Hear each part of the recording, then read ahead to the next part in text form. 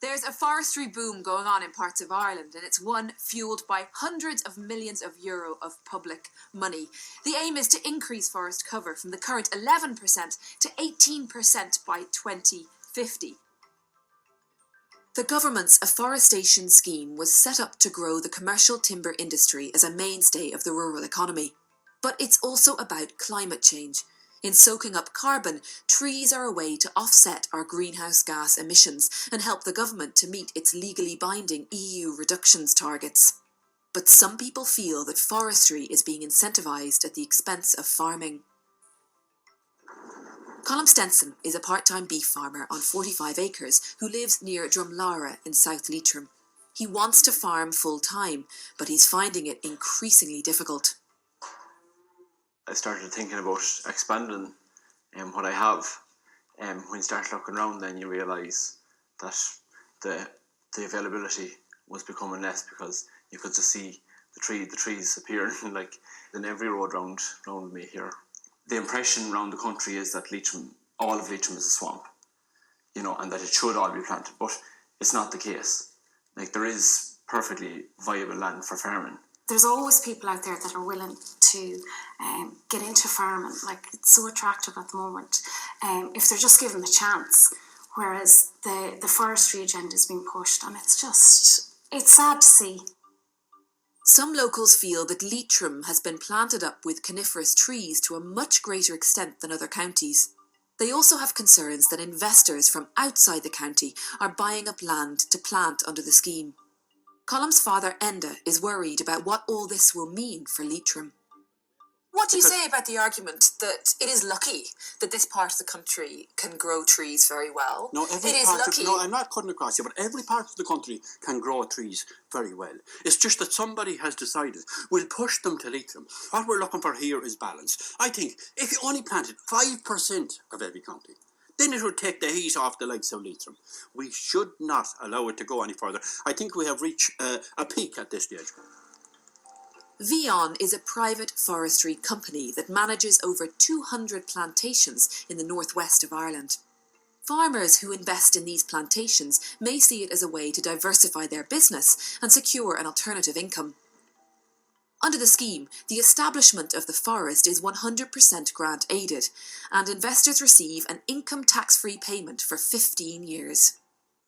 This isn't being forced on anybody up here. People volunteer to plant their land. There's nobody coming up here and saying you must plant their land. They apply and they say, I want to plant some of my land, and foresters facilitate that through the grant schemes. But do you think it's a balanced way in terms of Leitrim having such an extent of forestry compared to other counties? For example, down in Kilkenny, down in Tipperary, where very little is going on. Again, it's a supply and demand kind of thing. It's basically, if people don't want to plant in Kilkenny, they won't plant in Kilkenny. If they want to plant in Leitrim, they will plant in Leitrim. This is simply what's happening. But not all the plantations are on farmers' own land. Many are on fields that were bought solely for the purpose of planting forestry under the scheme. Who is buying in Ireland? It's individuals who have money on that they would have in banks, and they're not earning any interest on that money, and they're looking to safeguard that money and provide themselves with a long-term return on that money. And farmers buying? Farmers, yes. We would have individuals, dairy farmers from the south of the country and from the east of the country who would be coming over and buying land in this part of the world, in Cavan and Leitrim and so on. Aside from the amount of land which is being planted, there are also concerns about the types of trees being used, particularly Sitka Spruce. Under the terms of the forestry scheme, which required approval from the European Union, the Department of Agriculture agreed that 30% of the afforested areas would be made up of broadleaf trees such as oak, ash and birch. Currently, that figure is closer to 20%. Fintan, from an ecological and environmental point of view, what is the issue that you have with this particular scheme? Well, I suppose from Birdwatch Ireland's perspective, we're not anti-forestry. We'd like to see the right trees in the right place under the right management. I think the problem with the Irish government strategy for forestry is that we have the worst trees in all the wrong places for biodiversity. The worst trees? What do you mean? Well, if you look at Ireland's national forest estate, 3/4 of that is made up of non-native conifers. Half of that, of the total forest estate, is made up of one species, Sitka Spruce. But if you take a tree like that to Ireland, where it has no relationship with the insects, the plants, the birds here, it supports very low levels of biodiversity. Some farm lobby groups have said that if the government wants farmers to plant slower growing and less immediately profitable broadleaf trees, then it needs to make additional payments. Until that happens, coniferous plantations are more financially attractive. We would like to plant more broadleaves in Ireland, but we're not getting the land that should be planting broadleaves on. The better land for planting broadleaves would be, say, in the east of Ireland and so on and so forth, where the soils are better. But we're not able to get that. Hence, our broadleaf targets are fallen below the 30% that the state signed up to under the state aid rules. From a broader environmental point of view, some people feel that using public money to pay people to plant forestry in places like this is the wrong approach to take. They say that these areas have important habitats that need to be nurtured and supported, and that left as they are more effective at removing carbon from the atmosphere than forestry plantations. These kind of areas, the farmers are actually helping to protect a carbon store.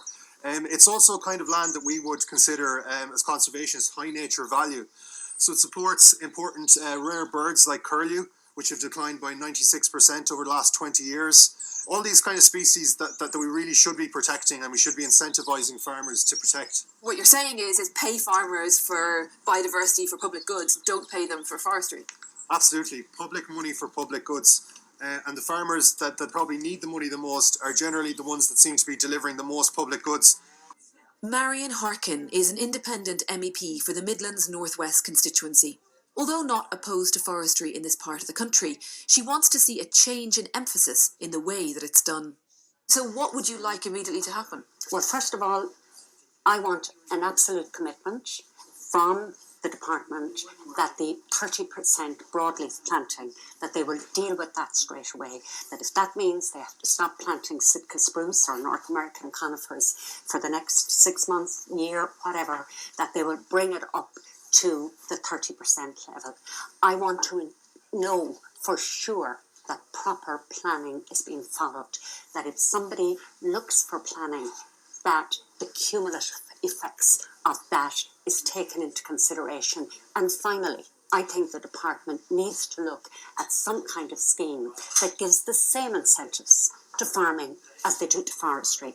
Nobody is looking for more, but just looking for a rebalancing, because otherwise, you know, in 10, 15 years' time, the landscape, it'll be covered in trees, and people will look back and say, how did that happen? It's happening in front of our eyes.